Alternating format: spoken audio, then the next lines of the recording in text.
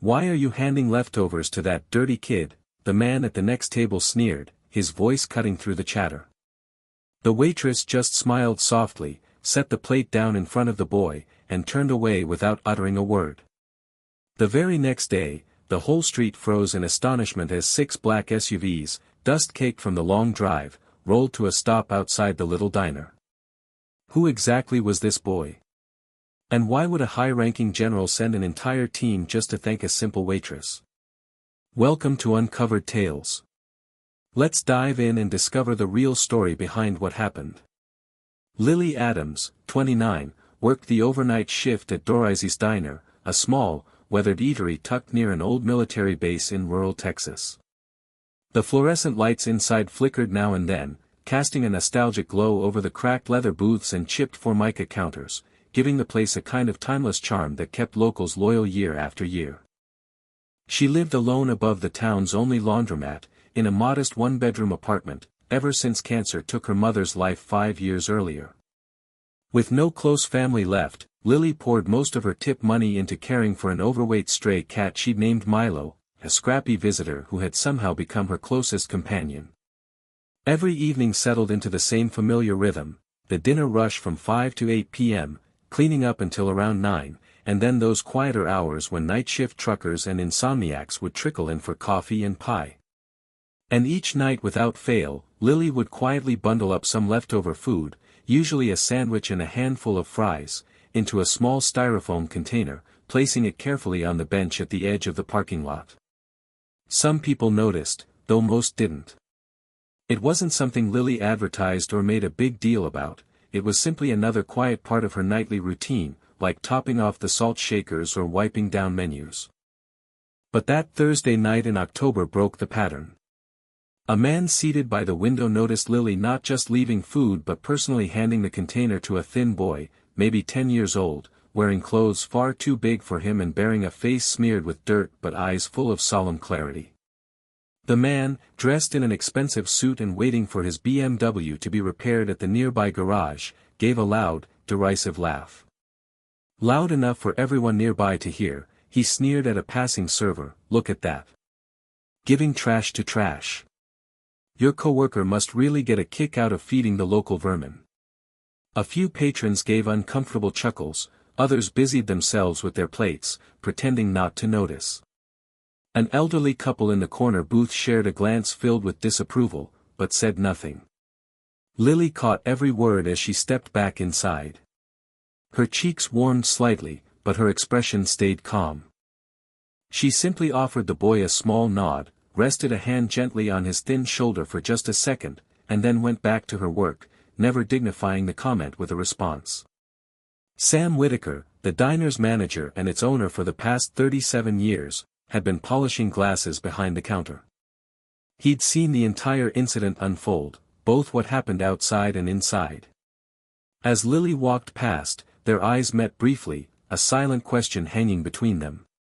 Lily gave a nearly imperceptible shake of her head, telling him intervention wasn't necessary. Sam understood, giving her a small nod, then turned to approach the mocking customer with the coffee pot in hand. "Refill, sir?" Sam asked, his voice still polite but missing its usual Texas warmth. "Sure," the man answered, completely unaware of the tension he had stirred. "And tell your waitress maybe she should save her charity for someone who actually matters. Kids like that are just a drain on society." Sam poured the coffee with deliberate slowness before answering quietly, "Everyone matters in this diner, sir. And it's not my place, or anyone's here, to decide who deserves kindness and who doesn't. That's not how we do things." The man scoffed dismissively but said no more, realizing now that other customers had started to watch him. Meanwhile, Lily went about her shift as if nothing had happened, gliding between tables with the same steady grace, her smile still real, not forced, not faltering. But those who knew her could tell, she kept glancing outside more often that night, her eyes scanning the parking lot for a glimpse of the small figure who had already slipped back into the darkness. If you're someone who believes that doing the right thing never needs permission, stick with us. Lily had first spotted the boy about 3 weeks earlier. He had appeared like a ghost around sunset, hovering near the dumpsters behind the diner, his small body tense, like a stray animal ready to bolt at the slightest movement. At first, Lily made a point of not acknowledging him directly, sensing that any sudden attention might send him running.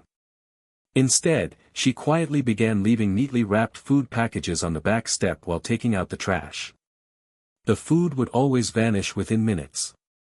Little by little, the boy became braver, trading the shelter of the dumpsters for the wooden bench farther out by the lot's edge. He never came close to the diner itself. He never asked for anything. He would just sit there silently, keeping his watchful, hungry eyes fixed on the back door. Lily never tried to question him or force a conversation. She adapted her routine, a nod hello, a meal placed just within reach, and a respectful distance that spoke volumes. It grew into a silent understanding, a ritual that needed no words. That night, after the customer had finally paid and left, Lily lingered at the diner later than usual. The ugliness of what she had overheard rattled her more than she wanted to admit. As she moved through her closing duties, wiping down tables, refilling condiments, and counting her modest tips, she found her mind wandering back to the boy. Where did he sleep at night? Did he have anyone at all looking out for him? And was quietly feeding him enough, or was there something more she should be doing? Her thoughts were interrupted when she spotted something unusual on the corner table, the one closest to where she always left the food packages. A small, smooth river stone pinned down a folded scrap of paper. Lily approached and unfolded the note carefully, as if it were something fragile. Written in uneven, shaky pencil strokes were the words. "Thank you. Dad said, if someone is kind to you, tell his friend.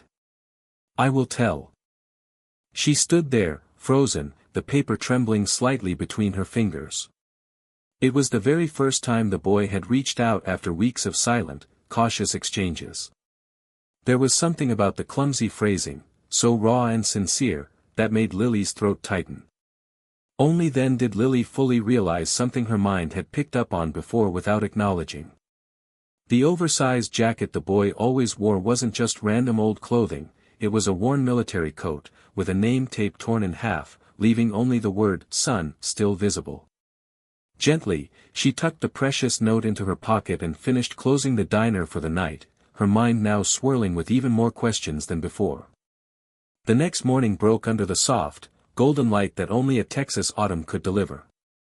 Although Lily wasn't due back at work until the evening shift, she made her usual stop at the diner for a cup of coffee, a quiet ritual she had maintained ever since she moved to town 5 years ago. Sam was already at the grill, flipping pancakes like a pro while keeping the busy breakfast rush under control. His wife, Doris, the namesake of Doris's Diner, was at the register, working with her usual cheerful energy, despite being 76 years old. "Morning, honey." Doris called out over the clatter of dishes and the low hum of morning conversation. "You're up earlier than normal." Lily slid onto her regular stool at the counter, offering a tired smile. "Couldn't sleep much," she admitted. "My mind's been racing." Before Doris could ask more, the phone behind the counter rang. With her usual sunny greeting, she picked up. Doris's Diner, where strangers become regulars and regulars become family. As Doris listened, her expression shifted from bright to puzzled. "Yes, she works here." "No, she's actually right here now." "May I ask what this is about?" she said into the receiver. Lily watched with growing curiosity as Doris's eyebrows climbed higher and higher. "I see. Yes, I understand. We'll make sure she's available." "Thank you."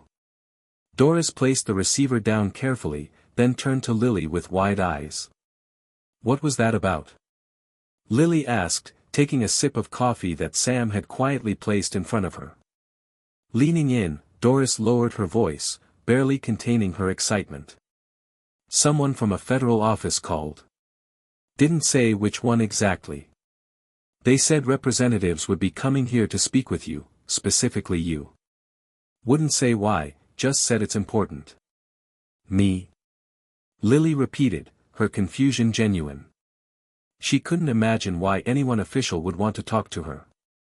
Her life was intentionally simple: work, home, Milo the cat, no mess, no drama. Did I do something wrong?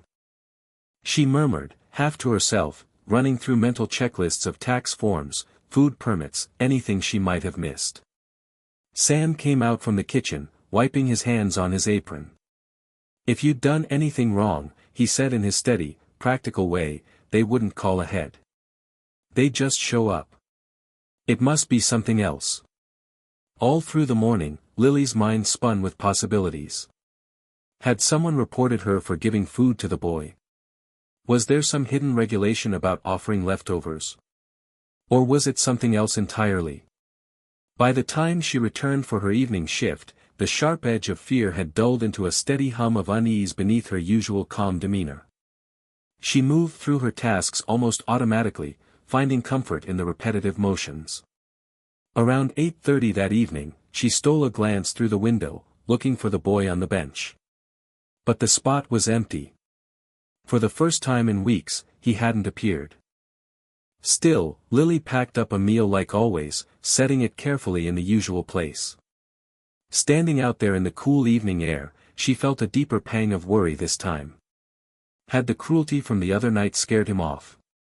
Or was something worse happening? She slipped back inside and found Sam watching her quietly from the pass-through window. "No sign of him?" he asked, voice low. Lily shook her head. "Maybe it's better if he doesn't come back," she said quietly. "This isn't really a solution to whatever's going on in his life." Sam thought for a moment before responding. "Sometimes, Lily," he said gently, "a sandwich isn't just a sandwich. Sometimes, it's the only kindness a person sees all day." Lily gave a small nod and returned to her tables, but she couldn't shake the feeling that something important had shifted, that the boy's sudden disappearance and the mysterious federal call were tied together. She just didn't realize yet how right she was. Have you ever offered help to someone without expecting anything in return, only to have it come back to you in a way you never could have imagined? If you have, your story deserves to be heard. The next day, right at 11:43 a.m., 6 identical black SUVs bearing government plates rolled to a stop in front of Dorothy's diner. They moved in perfect formation, a thin layer of rural Texas dust clinging to their polished surfaces, the only hint of the long journey they'd made. Inside the diner, conversations cut off mid-sentence. Forks froze halfway to mouths. Even the usual sizzle from the grill seemed to quiet, as every head turned toward the windows to watch the unexpected arrival. From the first vehicle stepped out a group of uniformed military personnel. Their movements were crisp, perfectly coordinated, the kind of precision that only comes from years of service and discipline. Leading them was a tall man whose presence commanded instant respect, distinguished by the 4 gleaming stars on his shoulders. Lily Adams, who had picked up an extra morning shift at Doris's request, stood frozen beside the coffee machine, the half-filled pot trembling slightly in her hand. The man, unmistakably a general, removed his cap and sunglasses before stepping through the diner's door. His face was lined but strong, his gray hair cropped neatly in classic military style. The door's bell chimed overhead, an almost absurdly normal sound in the middle of something that felt anything but ordinary. All around the diner, customers instinctively rose to their feet, an old reflex triggered by the authority radiating from the general. Even the grizzled old farmers, men who hadn't stood for anything but church services in decades, straightened their backs without thinking. The general gave the room a quick but thorough sweep with his eyes before locking his gaze onto Lily. Without hesitation, he moved to the counter, pulling off his gloves with slow, deliberate movements. "Are you Lily Adams?" he asked, his voice calm but carrying the undeniable weight of command. Lily nodded, finding herself momentarily speechless. "I'm General James Bennett," he said, his tone softening just slightly. "I'm Noah's legal guardian, the boy you've been quietly helping these past few weeks." The diner was utterly silent now, the kind of silence so deep you could hear the faint hum of the old ceiling fan overhead. Every person inside strained to catch every word. "Noah lost his mother last month," the general continued, his voice steady but laced with sorrow. "Cancer took her. His father, my son, was killed 2 years ago during a classified operation in Syria. Noah's been struggling ever since. Sometimes, he slips away from his caretaker. Lily's confusion must have shown plainly on her face because General Bennett's expression softened even more. We've been doing everything we can to help him through his grief, family, counselors, friends, but he's shut everyone out, the general explained. Everyone, except you. He reached into his uniform jacket and pulled out a slightly crumpled envelope, weathered from being carried close. From inside, he unfolded a child's drawing, simple, shaky figures drawn in crayon. It was unmistakable, a woman handing food to a small boy. Beneath the drawing, in the same clumsy handwriting Lily recognized from the note pinned under the riverstone, were the words. Dad's friend who helps me. Noah hasn't said more than a handful of words since his mother's funeral, General Bennett said, his voice cracking ever so slightly. But 3 days ago, he handed me this picture, and he asked if I could find you. The general flipped the drawing over. On the back, Lily saw a message that squeezed her heart tight. Dad, there's a lady like Mom. She doesn't ask me questions. She just gives me food and doesn't make me feel ashamed. General Bennett cleared his throat roughly, composing himself before continuing. My grandson believes, deep down, that you're somehow connected to his father, that maybe you were someone his dad trusted to look out for him. He gave a small, weary smile. It's not rational, I know. But grief, especially in children, doesn't have to be rational. Finally, Lily found her voice, though it was quiet and shaky. I'm not. She began, I didn't know your son. I just saw a child who was hungry. I know, General Bennett said, giving her a firm nod. But you're the first person Noah has chosen to trust since his world fell apart. Still, no one in the diner moved or spoke. The usual clatter of breakfast, plates, conversations, the scraping of forks, had completely disappeared as everyone watched this extraordinary moment unfold. Sam had quietly emerged from the kitchen, standing with arms crossed over his chest, his usually stoic face showing open emotion. I've spent my entire career teaching soldiers about honor and duty, General Bennett said, his voice regaining its steady, commanding tone. I've delivered speeches to thousands about the values we stand for. And today, my own grandson reminded me of something profound, that sometimes, real honor lives not in grand gestures, but in leftover sandwiches and a quiet hand on a lonely child's shoulder. Lily blinked rapidly, fighting hard against the tears burning behind her eyes. Is he okay? Noah, I mean. Lily asked, her voice tight with worry. I didn't see him yesterday. He's outside, General Bennett replied, giving a slight nod toward one of the SUVs parked just beyond the diner's windows. Would you be willing to speak with him properly this time? Before Lily could even gather her thoughts to respond, the bell above the door jingled again, a sound that now seemed to echo in the heavy silence. Every head in the diner turned in unison. There, standing quietly in the doorway, was Noah. This time, he was clean, dressed properly in clothes that actually fit, but the solemn expression on his face and the way he held his body, hesitant, cautious, hadn't changed. General Bennett extended a reassuring hand toward the boy. It's all right, son, he said gently. This is the lady from your drawing. Noah took a few slow steps forward, stopping a short distance from Lily. He didn't speak, but his eyes, wise beyond his years, carrying the silent weight of too much loss, fixed intently on her. Without thinking, Lily knelt down to meet him at eye level, instinctively knowing that towering over him might feel overwhelming. Hello, Noah, she said softly, offering him a warm smile. I'm Lily. Still silent, Noah reached into the pocket of his jacket and pulled out a small object, the same smooth riverstone that had held down his note days earlier. He held it out to her with a slight, almost reverent movement. Lily accepted it with both hands, treating the gift with the respect it deserved. Thank you, she said, her voice thick with emotion. I'll keep it safe, I promise. Noah gave a tiny nod, barely noticeable, but in that simple gesture, everyone in the room felt something monumental shift. General Bennett stepped forward again as Lily rose back to her feet. "My team brought something for you, Ms. Adams," he said, motioning for one of his aides, who approached carrying a sleek, leather portfolio.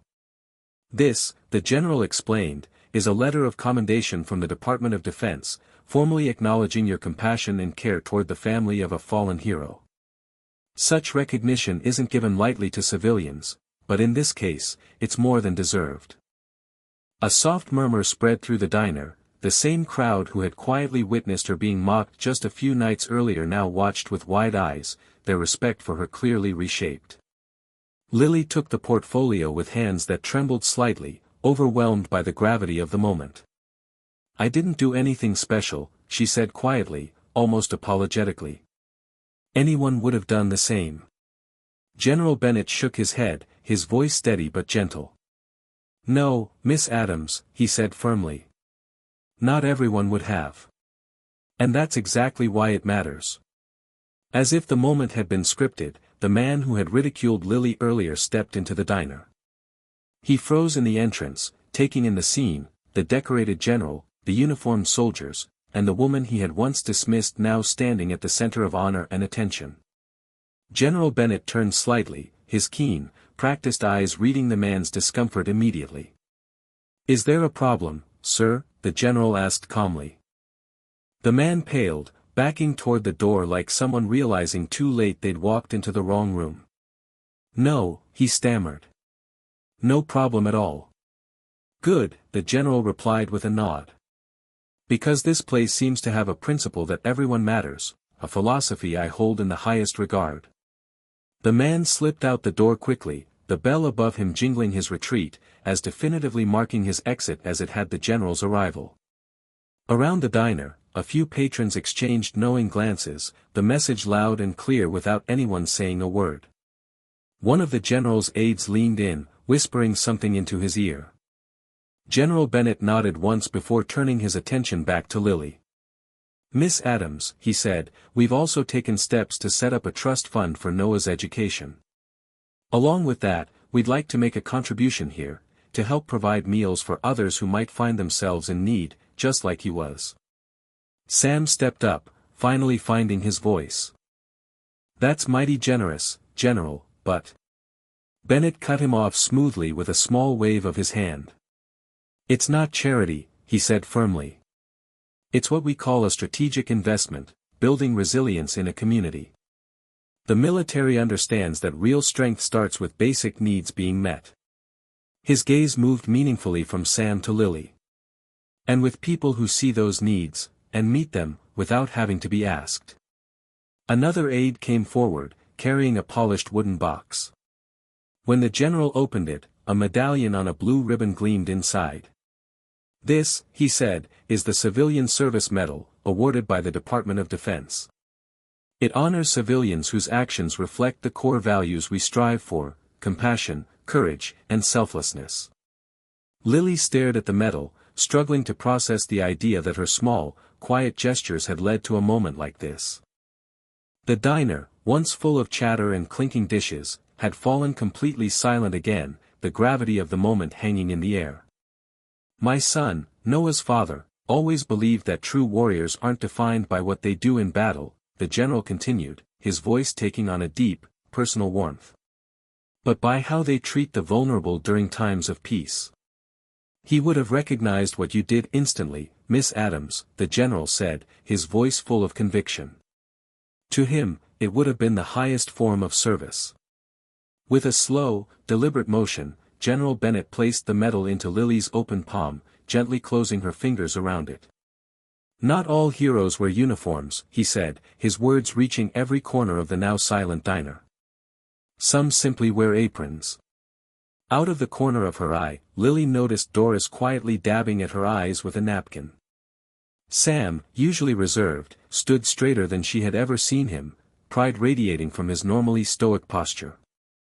And then, without warning, Noah, who had been silent the entire time, stepped closer to Lily. In a sudden, instinctive motion, he wrapped his thin arms around her waist, a child clinging to the one adult who had given without asking anything in return. Startled for just a moment, Lily quickly returned the embrace, one hand resting gently on the back of his head. No one spoke. They didn't need to. Sometimes, Lily realized, the most powerful bonds are forged in silence, just as the truest acts of kindness often go unseen, until the world decides to notice. Have you ever made a simple gesture that ended up becoming someone else's lifelong story? We'd love to hear it, because every small kindness matters. From that day on, Waitress Diner was never quite the same. The humble little spot, which had quietly served the town for decades without seeking attention, now had a new addition to its menu. Noah's sandwich, turkey and cheese on whole wheat, with extra pickles, just the way Lily had always prepared it for him. General Bennett turned down every media request that flooded in afterward. When a particularly persistent reporter finally caught him leaving a follow-up visit, the general offered just one sentence. "I came to thank a soldier who doesn't wear a uniform." His words quickly made their way across the military community, resonating deeply with service members who understood that real courage and honor weren't confined to battlefields. Eventually, Noah went to live with his uncle, his father's brother, a man recently retired from the army. The move brought stability, while still keeping Noah connected to the military life his family cherished. The uncle's house was close enough that Noah could visit Waitress Diner on weekends. He no longer sat outside on a lonely bench but at a small table near the window, where a modest placard bore his name. Little by little, Noah began to heal. At first it was just a whispered, "Thank you," for a refill of chocolate milk. Then a shy question about Milo the cat. By Christmas, he was sharing little stories about his dad with Lily during the quieter moments of her shifts. "Dad could eat 3 Noah sandwiches," he said proudly one afternoon, his solemn demeanor cracking into a shy smile. "And he always left the crusts." Lily kept working at Waitress, turning down offers for interviews, book deals, and even an invitation to work privately for General Bennett's family. Her life stayed simple, just the way she preferred it, though now it was immeasurably richer, thanks to her bond with Noah and the extended military family that had welcomed her. "I never wanted fame," she told Sam one evening, after another tempting offer had landed in her lap. "I just wanted to help a hungry kid." Sam understood completely. Still, he made one important change to the diner. Beside the wall of military photographs, a tradition for places near bases, he hung a new frame. Inside it was Lily's letter of commendation, alongside a simple, powerful inscription. People often recognize honor in uniforms. But sometimes, it wears a faded apron and offers a meal no one else notices. 6 months after the general's visit, something unexpected and beautiful happened. The trust fund created for Noah began attracting anonymous donations, many from service members across the country and around the world. What started as support for one grieving child grew into something much bigger. A foundation dedicated to helping children of fallen service members. They called it the Bench Initiative, a tribute to Noah's quiet spot outside the diner, and to the broader idea of offering a place of rest for anyone carrying invisible burdens. Lily was asked to serve on the advisory board, offering guidance not from formal training, but from something rarer, true compassion. At the first official meeting, held at the town library, she found herself surrounded by generals, child psychologists, and social workers, all looking to her for insight. "I don't have any fancy degrees," Lily confessed, feeling a little overwhelmed. "I just saw a kid who needed help, and I didn't make a big thing out of giving it." "That's exactly why we need you," replied a silver-haired colonel who had flown in from Washington. "You recognized need without demanding proof. You offered dignity alongside food. That's something many of our programs sadly forget." On the first anniversary of the foundation's launch, Lily received a package from Noah, now thriving under his uncle's care in ways that once seemed impossible. Inside was a handcrafted model of Waitress Diner, lovingly detailed down to the tiny bench at the edge of the parking lot. The craftsmanship was astonishing, a testament to how much time and heart Noah had poured into it. Tucked inside was a simple note. "This is where I found my voice again. Thank you for waiting until I was ready to use it. Even the man who had once mocked Lily found his way back to the diner, this time with an apology written by hand. He also prepaid for a month's worth of Noah's sandwiches, to be offered to any child who might need one. Lily accepted both gestures with her usual quiet grace, refusing to dwell on old grudges. We all have bad days, she told him kindly. What matters is what we choose to learn from them. As news of the bench initiative spread, other communities near military bases picked up the idea. Small acts of kindness, inspired by one waitress and one hungry boy, began rippling outward in ways that no government program could have orchestrated. Noah's original drawing, the crayon sketch of Lily handing him food, now hung behind the counter, carefully framed. New customers often asked about it, giving Lily the chance to share the deeper meaning of the story, not her part, but the heart of it. Sometimes people just need kindness without questions, she would say as she refilled coffee cups. Food without judgment. Help without making someone explain why they need it.